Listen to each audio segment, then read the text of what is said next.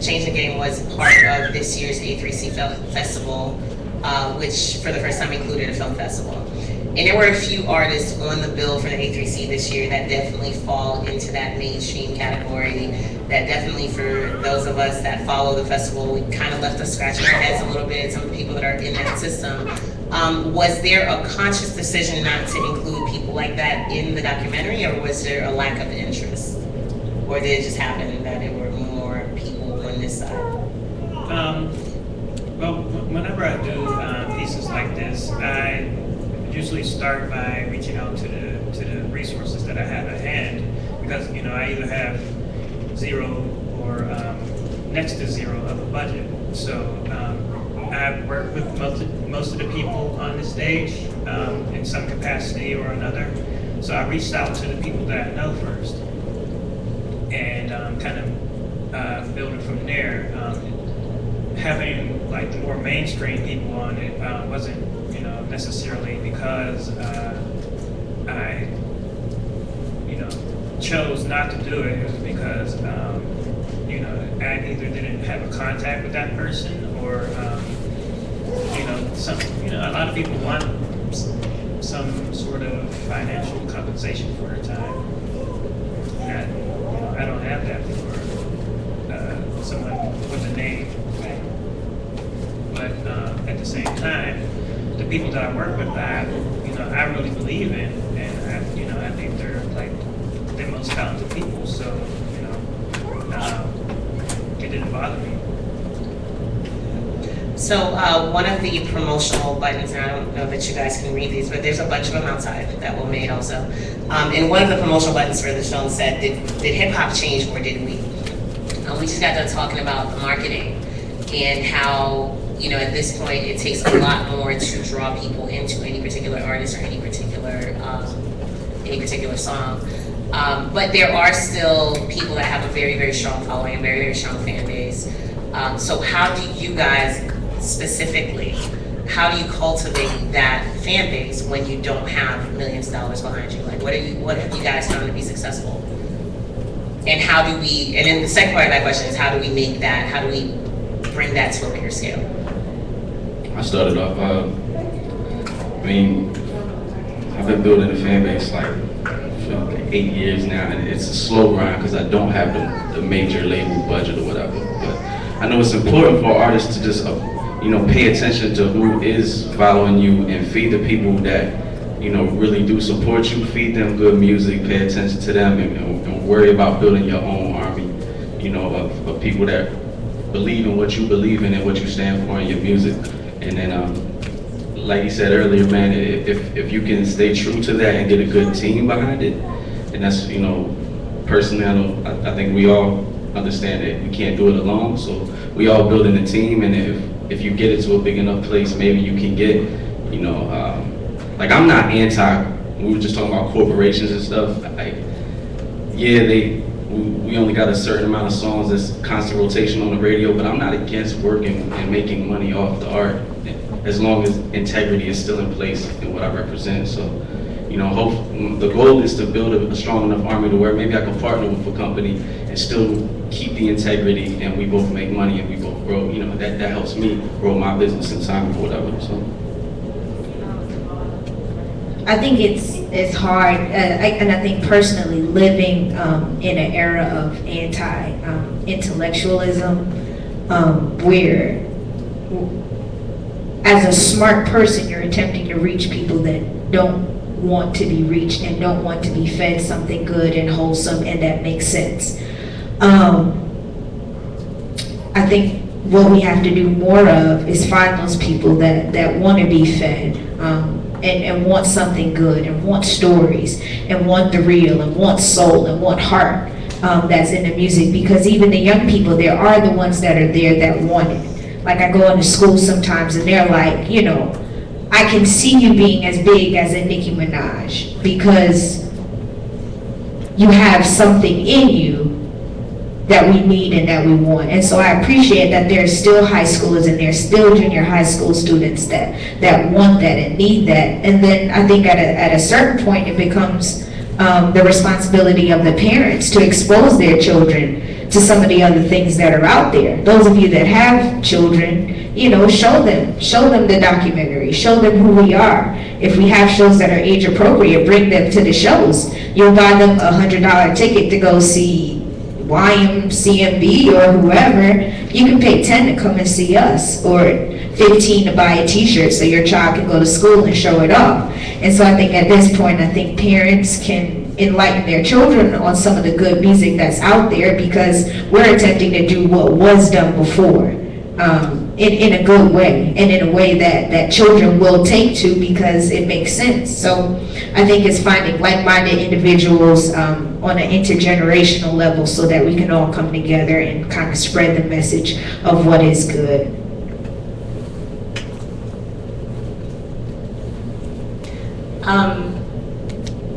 She pretty much covered it. She pretty much covered it. Man, I want to clap for you, for real. Okay, we don't go now.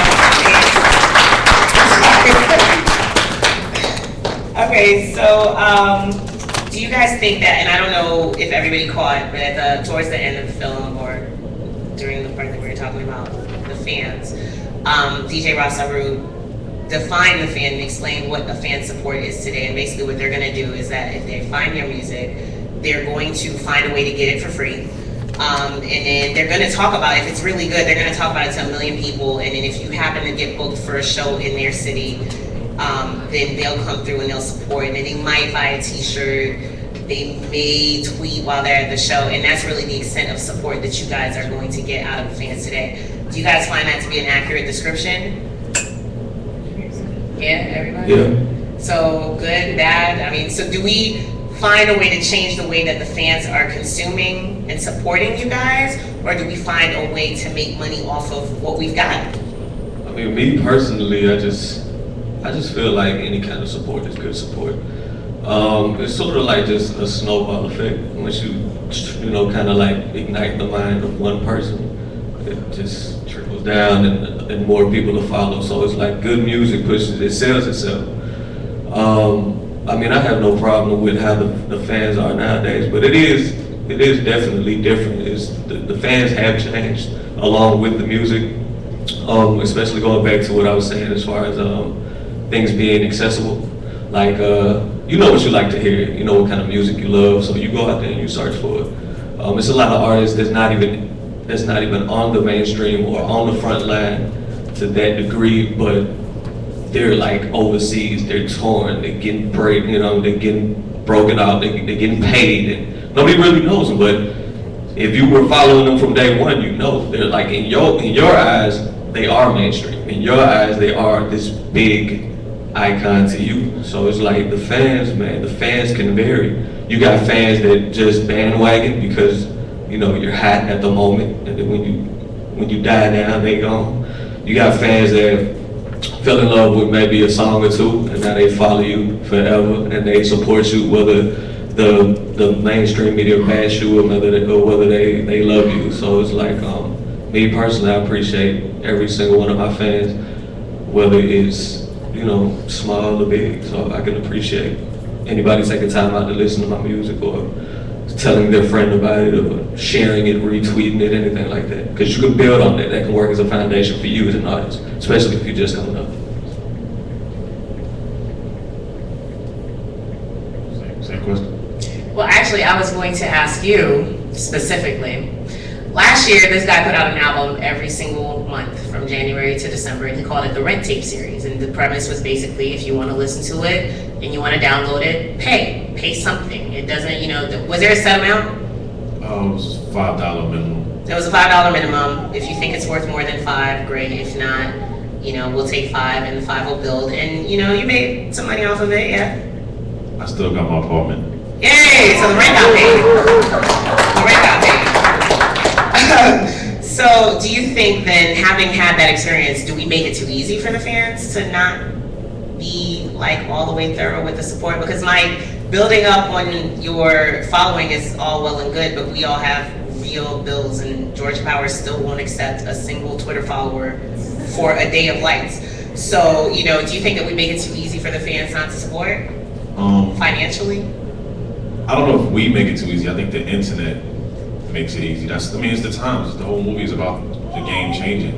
Like, when we were kids or we were younger and we listened to hip hop, we had to go to the store and get it.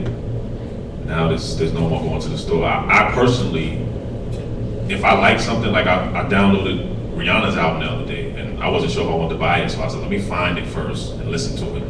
And I downloaded it, and I still didn't buy it, but I wanted to check it out. I did the same thing with A$AP Rocky, and I deleted it a half hour later after I listened to it, but that's neither here nor there. What I mean is, it is easy for us to go out there and find stuff. So what I do with the Rent Tape series is basically, I've been in the game for a long time, and you may not know me, but that's okay. I interned at Rockefeller Records in like '97 and got signed to Virgin by the same guy I interned for in 2004. So it was like a big deal for me, and I was in between Virgin and Def Jam, and I saw my name up on the board. Like I was gonna be one of those artists that we probably talk about that makes the wax songs, and it was about getting the money and the label and telling me that the album had to come out. And once you see your name up there, you'll do anything. Like I would have put out This Is Why I'm Hot if Mims didn't take it first. Like I would have done it. So I say all that to say, in 2012, I wanted to see where the fans are, because you got Twitter followers, you got people that hit you on Facebook, oh, you're the greatest, yeah. So you'd be like, all right, let me see if these people really care enough to spend $5 and come back every month.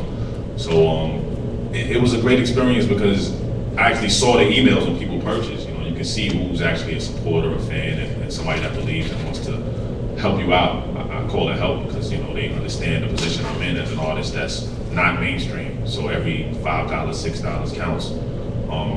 So I would say, I don't think we make it easy for the fans. I just think that the game has changed.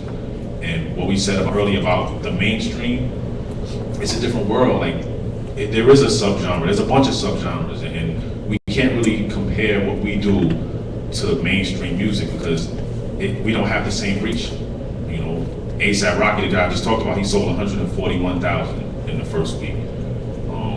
I don't know if that album is good. I listened to it. It doesn't speak to me, but the kids are listening to it.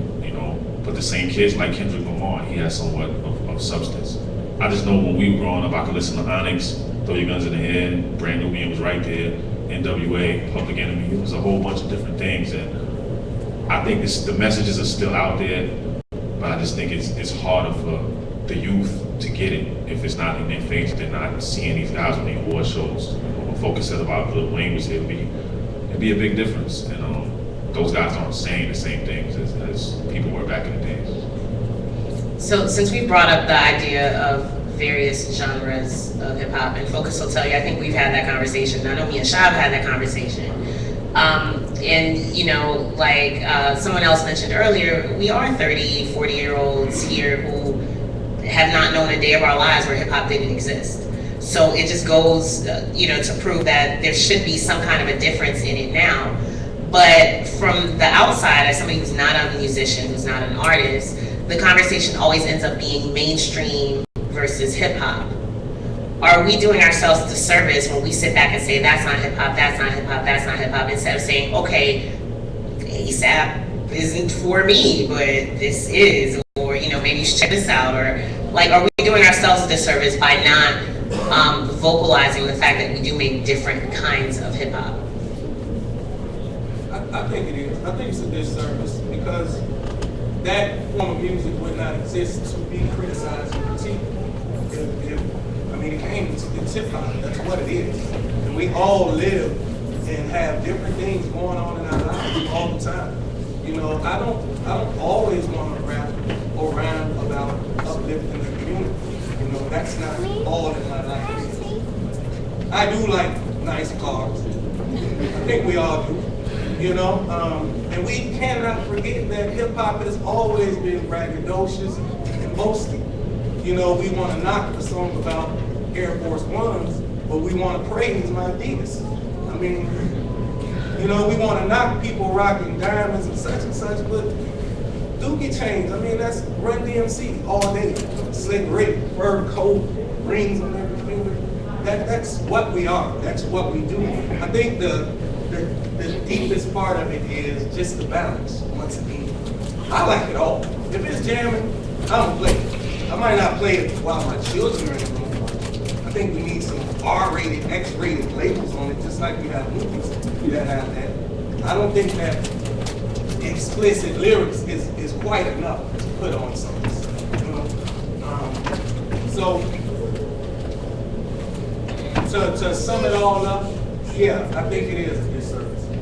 It definitely is to knock it just because you don't necessarily like it, you know, or knock it just because it might not particularly be your flavor or your way of life.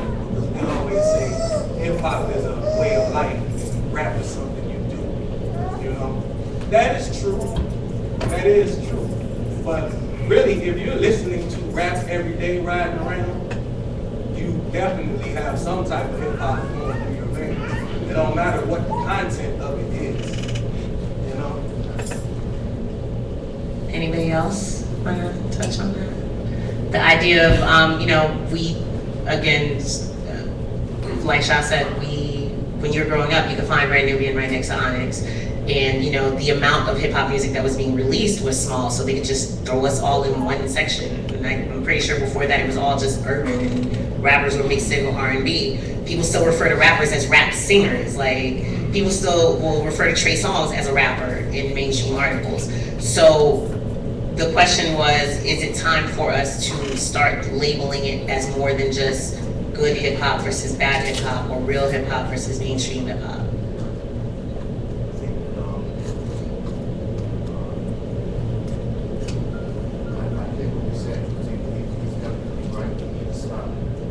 Discrediting any kind of music. It might not be for us. You discredit the music that you created, and your credibility now goes out the drain because now you just make your opinion instead of really trying to guide people to the music.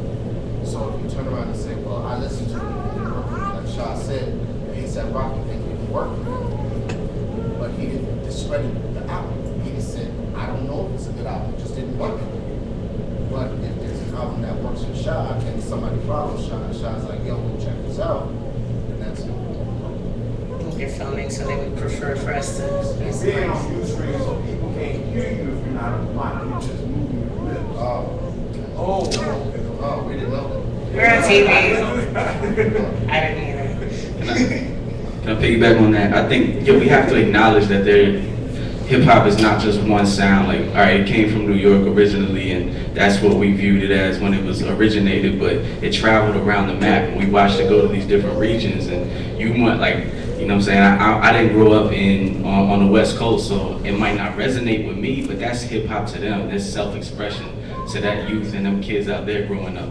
And even now, we call a lot of hip hop BS or whatever, but you know, some of us are older now and we think about life and things differently, but when we were 17 making hip hop, we might have did the same thing, because we're talking about what's around us.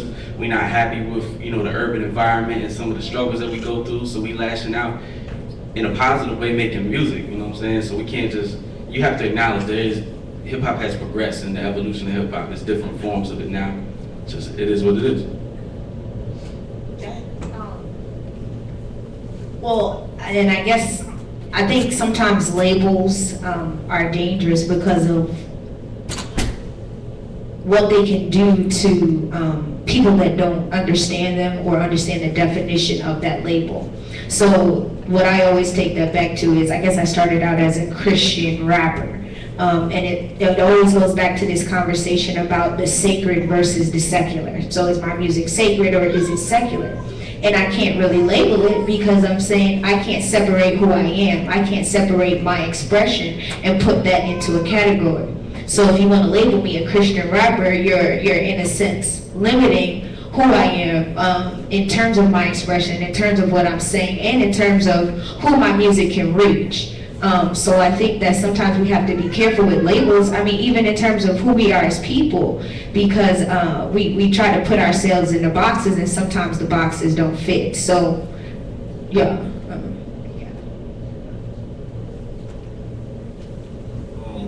When we first did this thing, was October at the A3C Festival. I played basketball in the tournament against the Gold Gang, and I had no clue who the Gold Gang was. And they had this guy, Trinidad James, and I actually lost in the 3-on-3 tournament to Trinidad James. A couple months later, a lot of you people know who Trinidad James is, and he has a bunch of views, $2 million deal with Def Jam and stuff like that. It made me research the video back then. I don't know when the song came out, but I looked at it, and I didn't know what I was looking at. Like it didn't catch me. It didn't resonate. But I saw a lifestyle. I saw a bunch of people with shirts off and goals and enjoying themselves, and it was just something that a different type of culture that just he embodied, you know. And he looked like he was really enjoying himself, and so his whole style was different. And I didn't know if it was gonna work. I don't know if it will work for a long career, but for now it's taken off, and I don't know what that means. You know what I mean? Like, it's in the argument that I've had with 1,000,001 people from New York. He's from Brooklyn. I fake claim Brooklyn. Brooklyn claimed me, so I'm not faking. But Trinidad James is ODB. And you cannot argue me that that's not the same artist. You can't tell me ODB was a better rapper because Shimmy Ya was one verse, forwards and backwards, and Ooh Baby I Like It Raw. How is that any different than All Gold Everything? Well, see, I'm not judging it. I just said I looked at it, right, and I enjoyed this. I enjoyed the cinematography. Yeah, I just, you know, when it comes on in the club, and people react like they go crazy, and he got that beat off the internet. The song has what, one hook at the end. It's a long verse, so I don't know. You can chalk it up any way you want. Like I'm bowing out. Like I have no clue what's hot nowadays. I just know that. But the good thing is you're not running to do the same thing. No, I'm not going to follow that. Right. You know, I just know that, you know, artists just need integrity. And my thing is his reach within a couple of months, you know, it quadrupled from me saying, who's that guy? And now it's like, you know, people know him. Kids in school, they know him. Like, everybody knows him. I don't even know how old he is. So the things that they tell us, like age matters, or hooks matter, or beats matter. 2 Chainz put in a lot of work. I can't even. Yeah, but he is old. So let me ask you this then: are we too restrictive on, like, as a form of music? Do you think that we judge hip hop more harshly, like as what we expect out of our artists? Like, do you think that there's more? Do you think there's still somebody sitting somewhere thinking that there's a formula and there's a certain way that they're supposed to do it, as opposed to just creating music and being musicians? We are very hard on this genre. We're hard with where we're from. We're hard with how old we are. We're hard with our credibility. Like, nobody's checking Anita Baker's background to see if, you know, how thug she is. You know what I'm saying? Nobody cares that Prince is from Minnesota. Like, we just really tough, man. Like, you know.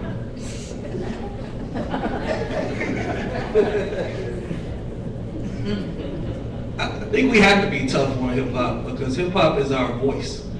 You know, we were never heard like this before. Hip hop has said so much, so we got to be critical of it because it's our voice.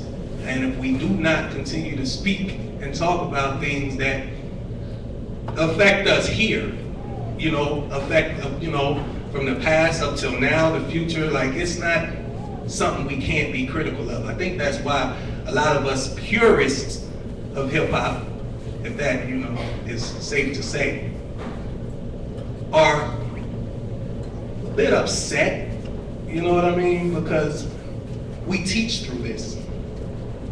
So, once again, goes the genre category aspect of things. You know, all country and western music is not just about I lost my wife, such and such. Some of them talk about world things and such, blah, blah. But this right here, you don't necessarily have to be able to sing and have like a great voice. You can pick up a pen and pad and write your thoughts and put them on music. Now, how rhythmic you do it and all of that that's on you. Whether somebody's gonna like what you're saying and hear it, that's on you too, and that's on them. But you still were able to get out what it is you had in here and put it on to some music, onto a track and give it to someone and say, hey, check this out. You know, whether it's just spoken word, poetry, it's still our voice. And yeah, we critical of it, you know? When we talk about the criticism, and again, bringing it back to the idea of change in the game, like I mentioned to you guys, I'm a journalist. When I was growing up, there was The Source. And when I moved to New York, I walked past The Source every day like I'm gonna go upstairs tomorrow. Okay, wait, Vibe is right there across the street. There were 3. There was Vibe, there was The Source, Double XL came along, then we had Scratch for a little while, and, you know, producers got really, really happy, and then people who thought they people just found out about all kinds of production equipment and thought they were producers. We had, what was the other one? Blaze for a little while. There was the Blaze battle, and that was the Purist. But ultimately, there were, at any given point in time, through the 90s and the early 2000s, there were no more than 4 or 5 media outlets that covered hip hop. And then you had Rap City that played hip hop. And every Wednesday, so I'll never forget this, this is as an immigrant how I found out about a lot of music. Every Wednesday they would play the old school, and the old school wasn't from 3 years ago. You know, now I have to check myself, because when they play an Ashanti video on the old school, I'm like, what? Oh wait, that was 10 years. But there was a way for us to learn, you know, there was a limited amount of people that told us what was right, what was wrong. Do you think that with the excess of artists versus fans, like you guys touched on, the fact that half of the fans that come to your shows are also trying to get you to listen to their beats or to their music, do you think that part of the problem is true? Do you think that part of the problem is also that there are too many critics, or that there aren't enough gatekeepers? And do we need to like clarify or define the difference between a critic and a gatekeeper? Because I have a good example. When Sha was talking about not following in Trinidad James' footsteps, it brings back to mind the fact that LL Cool J is putting out an album called, what's it called? Real Rap Music, or it's called like something substantial, right? It's not called that. But it's called something like Dope Quality Hip Hop, something like that. And his first single was a song called Ratchet. In the same week that that song came out, Fat Joe did a song with Juicy J and Rick Ross and 2 Chainz, and it's called Instagram That, garden tool that I can't say in front of all these little kids. And when you listen to the song, it sounds great for Rick Ross, it sounds great for Juicy J or whoever, but Fat Joe sounds extremely, Fat Joe from Digging in the Crates sounds extremely out of place on a record called Instagram That, Girl with Loose Morals. So when we had gatekeepers, they would have never done that, because they would have known that instantly the source or whomever was going to talk about them like crazy, was going to say that, you know, they need to retire, and how dare they put something out like that. So that would be a gatekeeper, would be somebody that would... But not anymore, because the word ratchet gets you views. So the stupider you are, and the more ratchet you are, the more views you get. So it doesn't matter. So there are no more gatekeepers. It doesn't matter if there is one. If I'm going to get on the gatekeeper's view, I'm gonna get on their table, I'm gonna do the stupidest thing I can. I'm gonna walk around with my butt on my forehead, tattoo my name on my mouth. I'm gonna do whatever I can to turn around and get on the radar. And that's what they're doing. That's why ratchet is now a movement. And I hate to say it, but it's a subgenre of hip hop. So if you look at it, the stupider they make themselves, they sell this to our kids, and then our kids come home ratchet, and I have to knock the ratchet out of my kid and send them back into the world. But you can't stop that. There's no gatekeeper anywhere that can stop what's going on, because the internet now is what they call wildfire. You sit in the middle of the forest, and the whole forest caught on, and they can only contain this much, because there's only this many firemen. But it's already ablaze everywhere else. It's period, point blank. There's nothing else you can do about it. It's hotter to be ratchet right now than to be Fiend. It's hotter to be ratchet right now than it is to be Sha and Yanni and Mike Barnes. And it's unfortunate, because they got more to say than everybody that's being ratchet right now. Is it effective? I think Yanni wanted to add on to it, but while you're adding that in, let me just throw one other factor in it. The same way that the fans want to rap with you or sell you a beat, the journalists and the bloggers want to be friends with the artists. So does that have an effect on what's being allowed to be out there and what's being supported? Well, I don't know that there are gatekeepers anymore, but there are key holders. And the key to getting on a blog or seen by a journalist sometimes is the amount of fans that you have on a social media network. So if you don't have 10,000 followers on Twitter, they're gonna say, oh, they're not hot, nobody's interested in what they have to say, we're not gonna pay them any attention, on to the next one, let's see, you know, who else has something out there, so that my site can get views and I can get paid based off of the ads that are on my site. So I think that it's a cycle based on money that's not only on a mainstream level or industry level, but also on a indie level, where people, they want their money. So if they don't think that having you on their site is going to get them paid, they're looking past you, like tossing it to the side, like, I don't care what you have to say. I think that it's also disheartening to think that because I'm not going to take my clothes off, I won't make it. And I won't be seen by some of these major labels or some of these key holders or gatekeepers because of the aesthetic. Yeah, so I think as a woman, that's a terrible thing to think about, a terrible factor. Queen Latifah, MC Lyte, you know, like, they weren't taking their clothes off. They didn't have to. The message in the music was more powerful than the aesthetic or the sex appeal. And so, I don't know, I think that if that changes at some point, perhaps there'll be some revitalization in hip hop and in music. I just want to touch on another point. I feel like we can look at corporations all day and stuff like that, but we give people power. You know, I think I learned this outside of music, that if you have a bad experience, you go somewhere, then you're like 7 times more likely to tell somebody about it than if you just had a regular good experience. So, for instance, and this is not me, you know, knocking any artist, but like you brought up Trinidad James a couple times. Yo, when his video came out, I couldn't believe how many people that even I knew that weren't in our circle to study and what comes out in music. That thing spread like wildfire. But not everybody was saying, hey, this is dope. Everybody was like, yo, this is crazy, look at this. But they made him hot, they gave him power, you know what I'm saying? So like, I feel like if you care about the culture, you could take something that you actually like and do the same thing. You know, we have the power to do that. So then we've become the gatekeepers and we just need to change the guidelines by which we judge things. Is that consensus? I mean, I think each person is just accountable for themselves, you know. If you care about music, you know, if I find something dope, I'm still a fan too. Like Mike Flo said on the film, yeah, I'm still a fan. Like, if I find something I like, I put all my peoples onto it. Yo, you need to check this out, this is dope. And when you come across something that you think is negative and is BS and it doesn't really deserve to be out there, instead of being so quick to throw out this ratchet video, just you know, you gotta think about what you're putting out there. If people watch you, you know, everybody has influence in their own circle. Yo, how many of y'all know about World Star Hip Hop? Okay, cool. How many of y'all go there and look at the stupid stuff that they put up there? Like all Good for y'all. Like be honest, like the violent stuff and all that stuff. How many of y'all go there? Okay.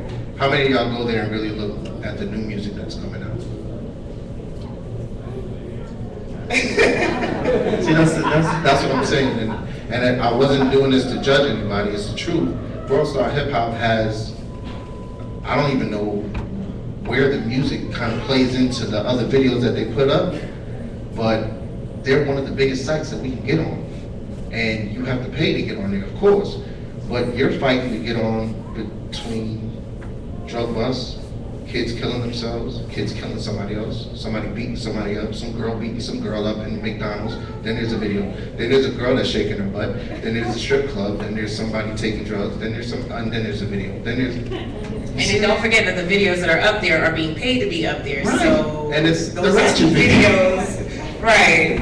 You know, the quality of the music. Right. My only beef with, and I'll say this, and it still comes back to us taking accountability for this product, this thing that is us, right? We all consider ourselves hip hop heads. We all look different, sound different, listen to different kinds of music. But my beef, particularly with World Star, is that when it's viewed by the outside world, that thing is automatically attached to the word hip hop. And so when a bus driver punches a girl on a bus and we all think it's hilarious and we're showing each other the video 1,000,000 times and it ends up on TV, hip hop put this on. Like, they don't care. They didn't hear no other words. They're not calling it World Star. they're calling it World Star Hip Hop. Yeah, but then you can't, now, do you blame World Star or do you blame the I blame hip hop? the hip hop community You for see what I'm supporting saying? it. So you're talking about gatekeepers this way, and we already exposed the fact that they're the gatekeepers. Right. Everybody here is accountable for what they listen to, and if they want to hear something with substance, they can find it. If they choose not to, and they want to listen to ratchet, and they want to shake their hands, shake their butt, be in the club and doing this, and whatever the new dance is, if they want to do that, then that's what they're going to do. If they don't want to do that, then they're going to look for these artists. You feel what I'm saying? And they have the choice to put their friends on and spread the word and all that other stuff, because we can't make them do it. We just make our music. Should I throw it down? I don't know if you was clever. Throw the mic down. Well, I'm not sure how much more time we have. 10? Okay. Did you guys, I have a really, I think, awesome question that I want to close with, but I think everything I do is awesome. So before I go to my awesome question at the end, I just wanted to see if anybody in the audience had any questions for our filmmaker, Will, or any of our panelists. And I don't know what the best, I guess, go ahead. I saw you first back there. The young lady. Okay. Yes. So I really enjoyed the film. My name is Fatima Smith. I have high school. And I must admit, I was not aware of you and your artistry. I'm glad to meet you, and she told me I was actually, I apologize for that, but he told me he knows Jason Franklin. So he knows him, that was on the documentary. Is that true? Yeah. Okay. So I've been telling him about you guys too.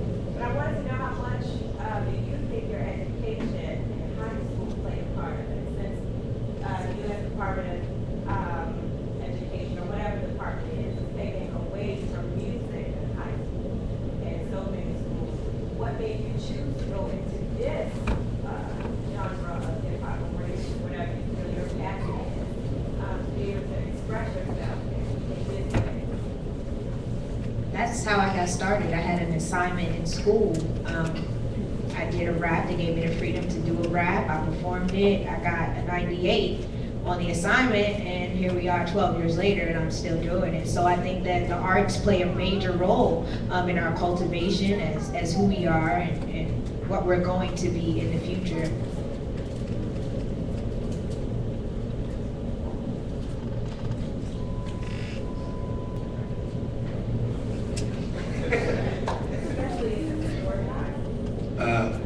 I grew up in Chicago, ranked very high as far as like education in this country.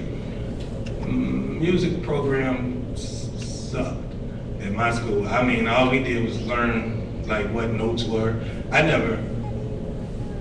My hip hop came from the radio and like TV, seeing videos. That's what made me get into rhyming and loving the art of it. Had nothing to do with school at all. I actually dropped out of school in 11th grade because I was like so on my like bang buck the system mode at that time, and went and got my GED before I was even supposed to graduate because I was just like tired of going to school. So it had nothing to do, school had nothing to do with my hip hop development besides for waiting on lunch and being hyped to freestyle in the lunchroom, being on the table. From my personal experience, I remember it was in literature class, 10th grade lit, and we had an assignment called slam poetry. Now this is when I discovered what I could do as far as putting my thoughts on paper. So we had an assignment, and I memorized the poem, got on stage, and just went in. You know, those of you that are not familiar with slam poetry, it's just pretty much reaching within yourself and, you know, all your emotions just all on in class. So based on that, the reaction I got from all my classmates, you know, that was like, wow, we've never seen anybody express themselves like that before. And that's when I started going and researching, you know, a lot of older music of different genres, not just hip hop. You know, I went back old R&B. I went back to the Spinners. I even went back to Sam Cooke. I went back to Leonard Skinner. I just went back, and it was to listen to the type of things that they talk about. Even during what I was going through at the time, and the music that was out at my time, it was nothing close to that. So I had to go back and find some music that touched me and allowed me to represent it as well as they did, you know, because it was ratchetness when I was in high school. You had, I'm not gonna name no names, but it was ratchetness when I was in high school. I'll name some. I drove to my AP chemistry class every morning to the sound of Uncle Luke and the Slack Pack every morning, and then got out of the car and got into AP chemistry at the age of 15. But continue. Testimony. Nah, but yeah, I feel like, you know, school played a major part in like education and the lit class and the poetry and things of that nature. My peers, everybody that, you know, egged me on, and it allowed me to be more open and to be more expressive and to channel my energy and my emotions through poetry. And from poetry, I went into hip hop, and I don't rap to people, I speak. It just happens to be a beat that's on while I'm speaking. And you know, I do it very, very well. So, rhythmic, there you go. Keyword of the day. Thank you. I'm gonna just say that I think it's a tragedy that they're taking music and art out of schools. But if you look how much music and art influences the world, it's just backwards to me.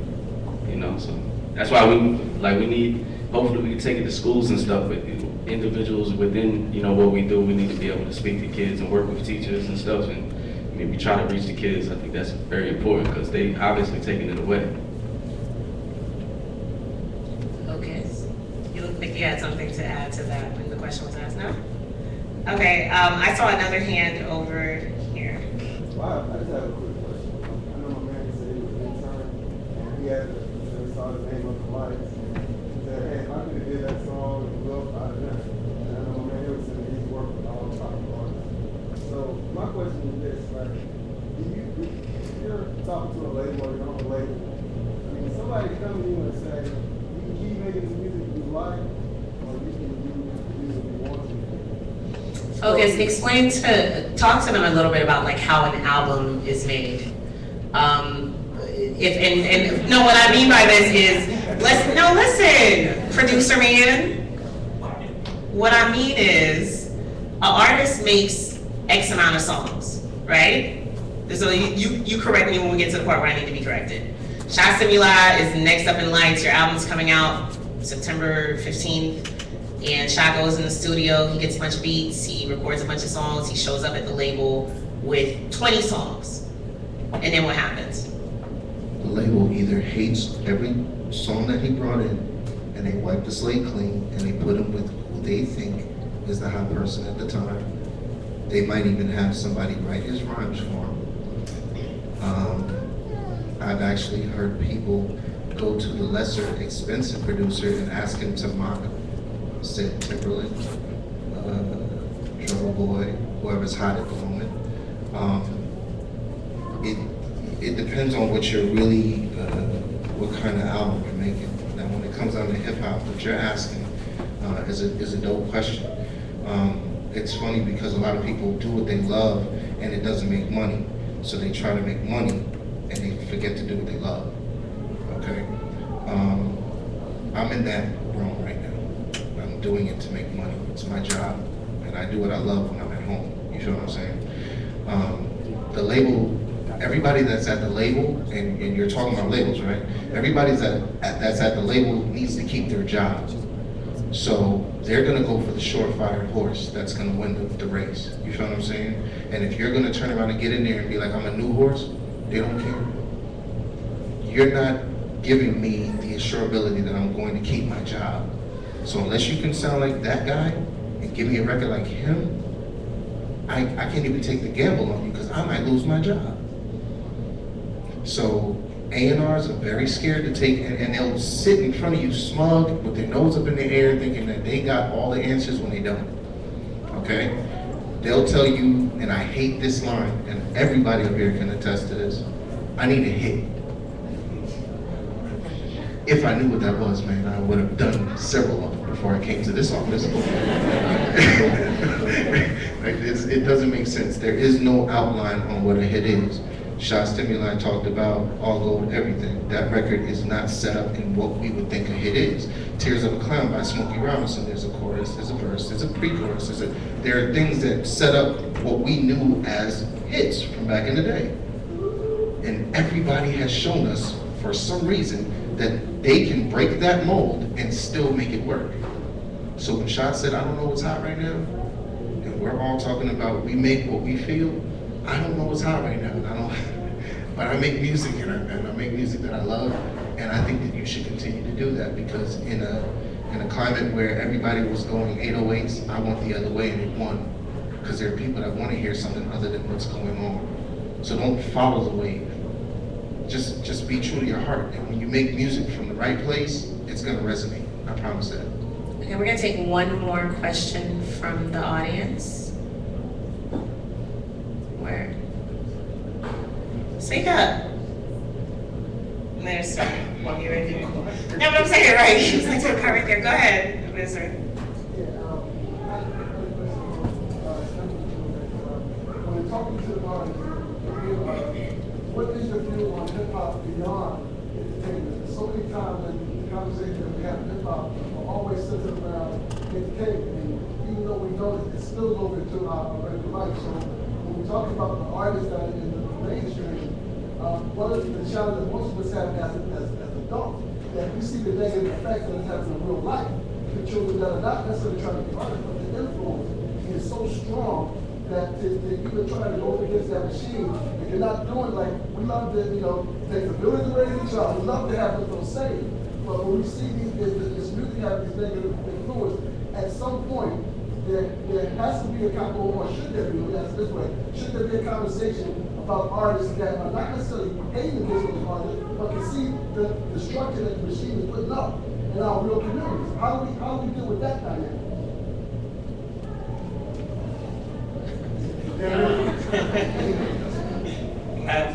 I'm not really sure, but I will say that part of the reason why I do the things that I do is because of situations like that. Like, I believe that, we can all sit around and complain about how things are, but, we have to do something, like how Focus says, we have to take some personal accountability. If I have a problem with, some of the other artists, and I think that these people are like, the best thing since Pockets, like So Wallace said, I need to, how Vinny said, introduce them to the people that I know, in my sphere of influence. And doing the documentary and even, I get more excited about, the panel discussions than I do the screening sometimes, because, it's an opportunity for, people who aren't familiar with these artists to really get to know them and want to check out their music. So for me, just doing stuff like this kind of contributes to, fighting that battle, or, trying to bridge that gap.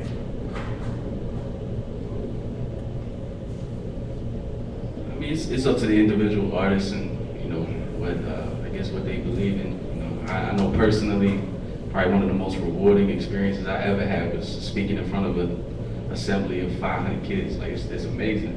And then to connect with them afterwards, it's amazing. I wish there was, and maybe we can connect, or all of us can connect with more opportunities like that.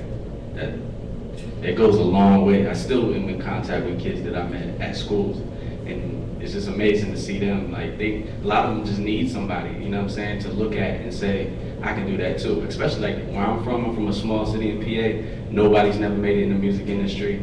It's like they see me and think I made it. I'm out here still just trying to get it, but I'm not gonna ruin their dreams. I'm gonna tell them the reality. I tell them, you see this on TV, but this is how it really is. And I think it's important for us that care about that type of stuff to step up and just work with people that can help us get in them doors to be able to reach people. Can I answer the question even though I wasn't in the film? Yes, absolutely.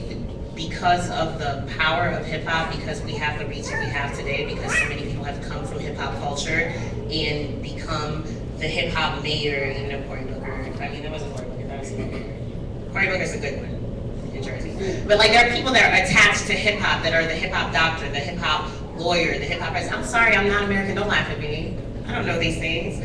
But yes, it's absolutely possible for somebody to come out of hip hop and revitalize the community and utilize this platform. But I don't think that we should put the weight, like it is entertainment, it is music, like it should be allowed to be that. We should be able to have conversations with our kids and say to them, look, this is pretend, this is make believe, this is not real. Like nobody is balling all summer or selling packs all winter just to ball all summer. That doesn't happen. They go to jail. They're not balling all summer. They're in jail. And if we have these conversations with our kids, instead of criticizing the music, I think we would get a lot further because it is rebellious music. It is a youth movement. You do want to listen to what your parents didn't want you to listen to. You do sneak. I snuck Method Man, and my mother couldn't quite understand where that was coming from. But like, we're going to listen to it because our parents don't want us to listen to it. So shouldn't the conversation then be with the kids, like how do you differentiate between the music in real life? I think it's not that the parents don't want to listen to it, the parents are listening to it with them and kind of co-sign on it. You know, I mean, it's very few parents that are not listening to the same music, even dressing the same way as somebody do. So there should be a point, I believe, that we as a community, as Master was talking about balance, you know, I don't think, you know, anybody should stop any artist from, you know, wherever that art comes from. But when we're talking about, if we can say rap is something you do, hip hop is something you live, then at some point we have to really look at how we're living. We have to really look at that and not use the rap to just excuse that when our living is, if you judge the truth by the fruit that are there, and if you between the age of 30 and 55 and you look at our children, we got a lot of work to do. We got a lot of work to do, and we can't blame them. We can't blame hip hop either, though. No. I'm just gonna blame hip hop. If you know why, I'm just gonna blame hip hop. I'm saying the adults that let every artist make any kind of music that they want to make, but as an adult, every artist has a parental advisory stick on it. So when I do workshops and I ask parents, how many people hate rap music? Everybody raise their hand. And I say, how many of you have children that listen to rap music? Everybody raise their hand. If I say, how many of you listen to the music your children listen to? No one raise their hand. But if there's a parental advisory sticker on it, it's not Baka Flocky's problem, it's your problem being a parent. And not stop them from listening to it, but at least having a dialogue, as you said. At least dialogue. I think, you know, I have children. I let my children listen to different things and I have a conversation with them. They're going to speak around and do what they do, but we can't keep saying that this music is not affecting our youth, but we see the effects from school, from the way that they carry themselves, from the way, you know, there are a number of jobs out here that the reason why people are not getting because of the soft skill, not the technical skill, the life skill. So when do we, our generation, when do we take responsibility and say, hey, we kind of can do a little better in raising our children and stop playing the arts, is what I'm saying. And the next panel that's coming up after us at 4 o'clock is Hip Hop's Little Sisters Speak with Dr. Bettina Love, who I think was the lady who just asked the question a little while ago about the high school kids. No, that's not her, I'm sorry. But that book does examine how hip hop music and hip hop culture, especially in the South, is affecting young women's ideas concerning race, gender, sexuality. So we definitely invite you guys to stick around for that. What I wanted to ask the panel as we close this out, and you know, definitely feel free at the end of your answer, which I would love for all of you to answer it, is to provide people with a way that they can contact you outside of this. But do you think that hip hop is sustainable still? Like, there was a time when jazz music was the prevalent music of the time. Like, that was what was hot. You went to the club at 20 years old to listen to jazz music, and that's not the case anymore. So is hip hop on its way to extinction, or do you think that it is still a sustainable genre of music and culture? And by sustainable, I mean something that we can continue to do and make money off of. Short answer is yes. And also, outside on the table, there are little sheets of paper with all of the panelists' contact information. So if you want to, hear more of their music or get to know them, follow them on Twitter, etc., and so on. Their information is out there. Please take one. Please show some support to them. And the posters and buttons, please take them because I don't want to take them back with me. You mentioned jazz. There are still people that go to jazz cafes and pay to see jazz people. There are still people that are making money in jazz.